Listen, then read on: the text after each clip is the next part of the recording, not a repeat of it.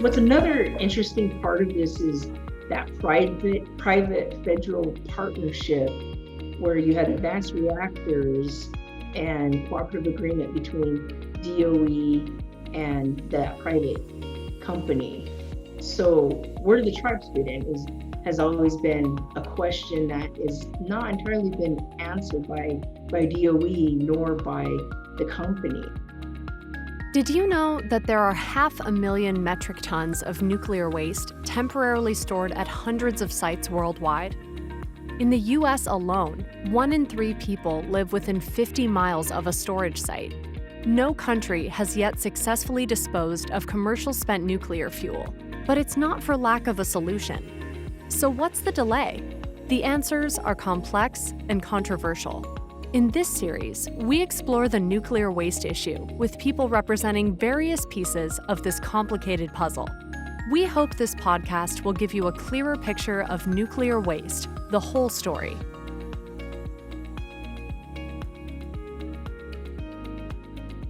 We believe that listening is an important element of a successful nuclear waste disposal program. A core company value is to seek and listen to different perspectives.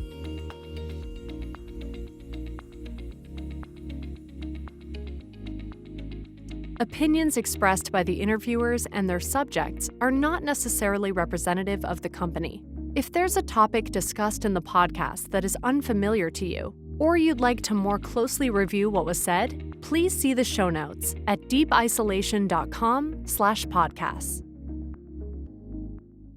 Hello, I'm Carrie Hulak, Deep Isolation Communications Manager. Today, I'm talking with Talia Martin, Director of the Tribal Department of Energy for the Shoshone-Bannock Tribes, located on the Fort Hall Reservation in Fort Hall, Idaho, near the Idaho National Laboratory. The Tribal Department of Energy's mission is to monitor DOE activities to ensure they are protective of the tribe's natural, cultural, and human health. The Tribal Department of Energy promotes the responsible management of tribal energy resources in a manner that is self-sustainable, economically feasible, as well as biologically and culturally sensitive for the Shoshone-Bannock tribes. Welcome, Talia. Thank you so much for joining us today. Thank you. It's good to be here. And when I say here, I mean virtually, since I'm still in Fort Hall. That's right. Are you up in Fort Hall right now? Yes, I'm actually at our tribal DOE offices amongst the tribal business buildings. Great. All right, well, let's just get started here. Just first of all, tell me about yourself and how you became interested in nuclear issues through the work that you do with the tribe. Sure. Well, currently I'm the tribal DOE director for the Shoshone-Bannock tribes, and we operate as more of a liaison between the tribes and Department of Energy, which is the Office of Idaho Operations is who we mainly work with. But before that, so I've been here for 6 years, but before that, I was an environmental scientist. So I've worked for tribes for about 10 to 11 years, and I worked for the environmental waste management program for the tribes, which dealt with different types of environmental issues, completely different than what I do here now, working with DOE and nuclear energy issues. Before we get more into the nuclear issues, I would love to hear some of the history of the reservation and the culture of the tribes to help our listeners better understand the community at large, and feel free to describe challenges that the tribes have faced. Sure. So you mentioned that we're from Fort Hall, Idaho. So this is the Fort Hall Indian Reservation. We're in southeastern Idaho. It's somewhat of a desert compared to the northern Idaho people like to speak about. Nonetheless, we have about 6,000 tribal members here, a pretty thriving economy in this area with gaming, agriculture, and we were established initially by the Fort Bridger Treaty of 1868, and the tribes adopted a constitution about 1934. So our governmental structure, like many tribes, is different. Something that if you're working with different tribes, that's probably one of the key things you should understand is the governmental structure. And for us, the governing body is the Fort Hall Business Council. It's comprised of 7 members, 6 members and 1 chairman. We have elections about every 2 years. Their terms about every 2 years. So that's the leadership, aka my bosses. But they're elected representatives of the people, and as a tribal member as well, I get to be involved in those elections. So um, so we own about 98%, the tribes own about 98% of the tribal land. We also have contaminant environmental issues that we deal with. So as far as the challenges with environmental issues that the Fort Hall Reservation deals with, one of them being the Eastern Mashawd Flats Superfund site, and that has to deal with phosphorus processing from some of the private industry. Additionally, we have the Gay Mine where they mine phosphate ore since, oh gosh, I think the 40s and maybe even before that. And the Gay Mine site is actually within the boundaries of the reservation. And that's actually on the national priorities list, but that's about the south to us. But when you go to the north of us and our ancestral lands, you have the Idaho National Laboratory and Department of Energy Reservation. And that's about 50 miles, a little less than 50 miles north of our boundary. So Yes, I've definitely wanted to ask about the relationship with the lab. So this is a great segue here. What is your relationship with the lab, and how do you feel has it been responsive to tribal input and concerns? What are some of the issues that you deal with being in that location? right. I think it's best to understand some of the history between the tribes and DOE, the lab. So when I say the tribes, I'm speaking of Shoshone-Bannock tribes. The Idaho National Laboratory sits on ancestral lands. And so I mentioned earlier that the tribes is actually composed of two tribes, Shoshone and Bannock. And we're descendants of both tribes put on one reservation. But the ancestral lands, there's evidence that our ancestors had used that as transportation corridor, has also used it in other ways, whether it's ceremonial. They inhabited that areas at different times of seasons. So it has some ancestral value, significant ancestral value to the tribes, to each tribe. Of course, now we're one tribe, Shoshone-Bannock tribe, so not a lot of people know that. But some of the significant, culturally significant sites that are on there are to do with ceremonial. Some are to do with the landscape there, like the buttes, the caves. There's a lot of volcanic activity in that area, and so there's some caves that were in use by some of our ancestors. There's also hunting and gathering areas that the tribes have been able to use prior to the INL placing their site there. So there's quite a bit of use that the tribes had used it for prior, and so we have inherent rights to the ancestral lands where the INL sits. So kind of fast forwarding to the future here, around 1992, close to the 90s, and a little prior before that, the tribes have seen shipments coming on the interstate, which the interstate goes right through the reservation. And a lot of these shipments had to do with spent nuclear fuel, transuranic. There's also a railroad that goes through our reservation, and those are actually transuranic shipments from Department of Defense, from nuclear waste or spent fuel from submarines that use nuclear reactors. So a lot of that was being shipped through our reservation to the INL site without any type of agreement, input, any type of tribal involvement during that time. Because the tribes were a sovereign nation, self-governing, there was a responsibility for the Department of Energy as well as DOD to confirm and work with the tribes, because they're going directly through the tribal lands, but also through the ancestral lands that they committed and obligated to be protective of.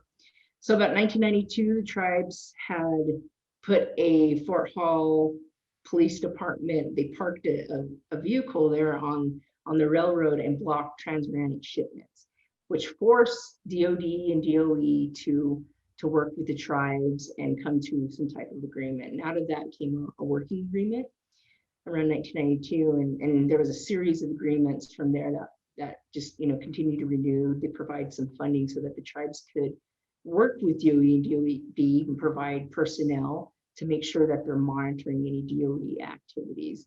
Hence, this is where tribal DOE came out of. Of course, the main objective was to monitor cultural resources that were on the INL site, environmental resources, natural and cultural. So we've had a working agreement for over 25 years with DOE, and they've helped the tribes to manage and to be involved, with DOE in anything they might be doing as far as cultural resources management, environmental management.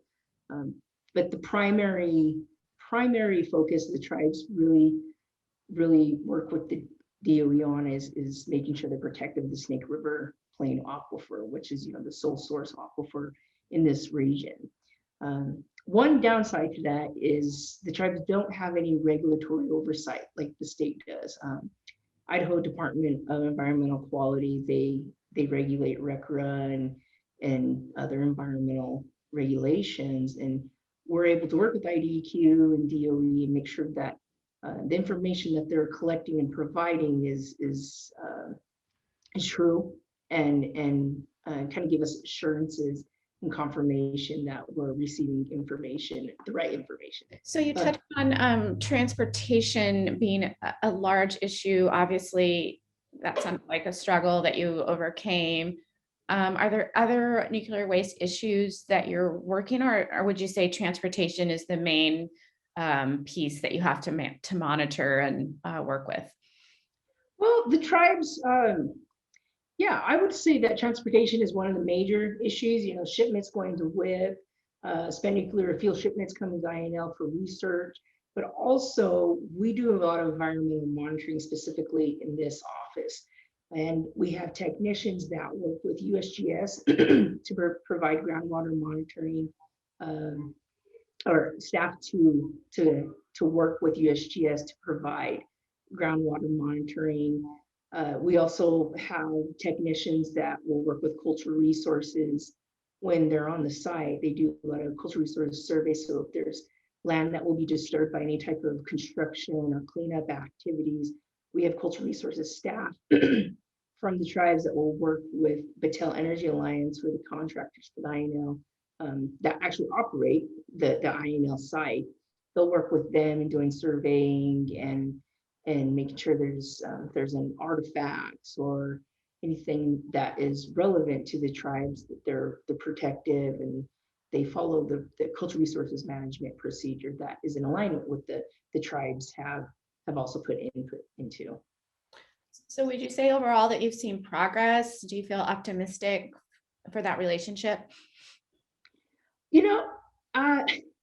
Gosh, I always say I'm relatively new for 6 years, but we do see some cycling of the same patterns, and where the tribes are always enforcing and trying to maintain consultation between DOE and the tribes. And with DOE's some of the turnover you have, we're re-educating some of the staff to ensure that they are updating and getting input from our Fort Hill Business Council and our governing body. But we really rely on the trust responsibility of the Department of Energy, make sure that their consultation is meaningful and timely.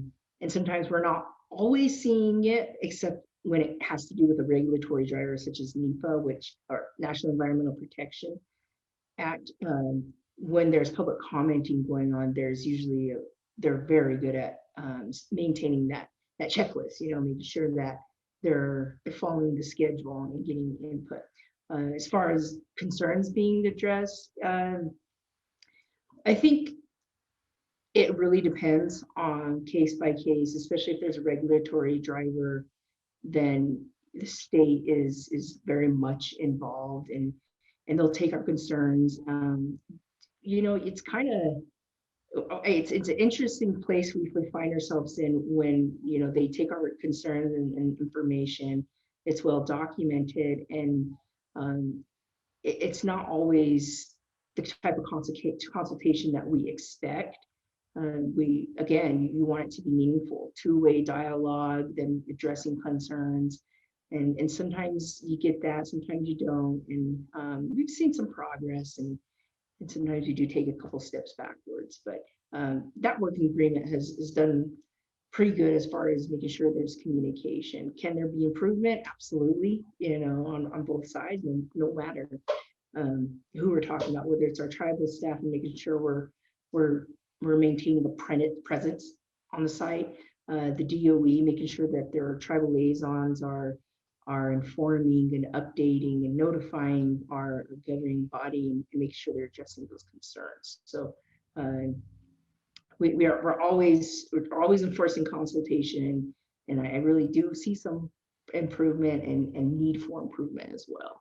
So the nuclear waste disposal situation is an impasse right now in the U.S., as you well know. Yucca Mountain in Nevada, the situation there. Do you have thoughts about the primary reasons for this? Is there a vision that you'd like to see happen for moving past that and finding a solution? This is an interesting question, because you can get the typical response about the political issues that the geological repository has brought up, the legal challenges, the licensing activities, and at a tribal perspective, you see some social barriers from the communities themselves. And so what's interesting is in 2015, when I first came on, consent-based siting was a major approach they were using and considering, at least, to help drive an approval for a geological repository. It went away with the next administration, and then when we get a full circle and coming back to consent-based siting, and it's worked for some areas, like up in Canada. I think there's some areas where it's actually worked even with the indigenous population. But there's still questions. This is a great approach, but there's still questions from the Indian tribes that are actually affected by the location of the proposed geological repositories. Another interesting part of this is we're still generating nuclear waste. Commercial reactors are still operating, and to this day on Idaho National Laboratory site, we have siting of nuclear reactors for the advanced reactor mission. And one of our major concerns is the fact that the nuclear waste or the spent fuel that will be generated has no place to go, no home. Once after the cooling process, of course, it goes into wet storage and has to be stored somewhere else, or I guess you call it disposal of the waste. So right now we're seeing interim storage, which was something that was predicted decades ago by many proponents and the proponents of the nuclear waste issue. So we're seeing interim storage at these sites, at the reactor sites, and from the advanced reactors. We're hearing of, we're actually, there's definitely a huge push for interim storage at other areas where there are tribes within those places. So you're still going to have that engagement with these tribes in some way. What's another interesting part of this is that private federal partnership, where you had advanced reactors and cooperative agreement between DOE and that private company. So where do the tribes fit in has always been a question that is not entirely been answered by DOE nor by the company. And we're starting to see some of their licensing applications go through where we don't consider that they've done a thorough job of cultural resource and environmental impacts that can occur. And so we've had no real tribal input. So we're still open to this discussion, and we'd like to be, all tribes would like to be engaged upon if we see any type of federal actions or activities that could impact tribal interests. And I know this is a huge challenge for many Native American reservations across the US. Those lands are often near these types of sites or are often targeted for disposal. Do you feel if the consent-based siting process is properly followed, that are tribes that you're aware of open to hosting disposal or storage sites? Well, in some of our tribal working groups, we play around with that same question and challenge: are there tribes open to this? And we have different representatives on these working groups because there's so many viewpoints that are valid, in their area of interest and their locations and the DOE sites they work with. So, like generally speaking, tribes have been involved in this discussion, and nobody has closed their doors to being involved, at least into the discussion of consent-based siting process, because that process is still up in the air on how that is going to involve Indian tribes, and we're still asking that question. There has been some history as far as tribes that were involved in the monitoring, retrieval, storage, the Goshu tribe, but there was some pushback from the state itself. So, if you reverse that, and the state is actually the ones that consent to it, where do the Indian tribes, where are they allowed to voice their opinion and have their concerns addressed adequately is a question. So are we open to these questions, to the process? We have been in the past. So I think it's really up in the air, kind of open-ended right now. How have you approached your role in a way that's helped you be successful interacting with such a wide group of stakeholders? One of the biggest strengths, I think, in working with federal agencies or the state and the tribes is being able to be involved in relationship building as well as maintaining. Communication is vital. And again, we talk about two-way dialogue and enforcing it, and sometimes the tribes may feel that they're being spoken to rather than listened as well. And so at this level, we really have to work at the staff and technical level. We really have to work on our communication skills to make sure that everybody is heard in the room, and the tribe's issues and concerns are addressed as well. Anything I didn't ask so far that you'd like our listeners to take away from our conversation? You did kind of allude to it. We talked a little bit about Stigwig, and I'm not doing any type of shameless plug, but this group it's been around a long time, and they've had a lot of great accomplishments. They've been instrumental in working with the Office of Legacy Management in helping to advocate the formation of the long-term stewardship working group. And that's because one of their key priorities is long-term stewardship of the cleanup sites. Once the work is done, cleanup has occurred, remediation, these lands will go into long-term monitoring to ensure that they remain protected. One thing you might hear from tribes is the reservation, the people, they're not going anywhere. We're connected to the land. And even after DOE leaves and the other federal agencies that might have been there, if they leave, we're going to continue to be there. I think touching back, just to kind of follow up on a question I asked earlier, does the tribe that you work with have a wish for what happens to the waste, or you don't take an opinion on that at this point, or you're just kind of managing the tribal interests, like for example the transportation going through? Right. You have kind of a perfect world, like a wish that would be a final resolution. Right. Well, at the Idaho National Laboratory, there's two different offices there, which is NE, nuclear energy, and then environmental management. And the tribes understand that they're always going to have a research mission there, and that's important to them. Sometimes we will have shipments that go through the reservation that to do with, nuclear materials or spent fuel that they're doing research on. We like to stay involved in those conversations, because it continues to go through the reservation on the transportation corridor. As far as the cleanup mission goes, the state of Idaho, the tribes, we've all agree on one thing, is that you don't want it to be a perpetual waste dump here, is what I say, and I better say that in quotes. It's something you hear often, and so ideally we would like the waste, the byproducts and materials from legacy waste to be shipped out. There's a lot of other type of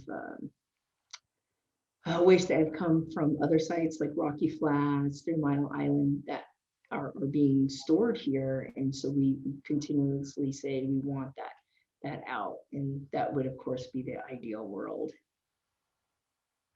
And when you say out, do you have a destination in mind?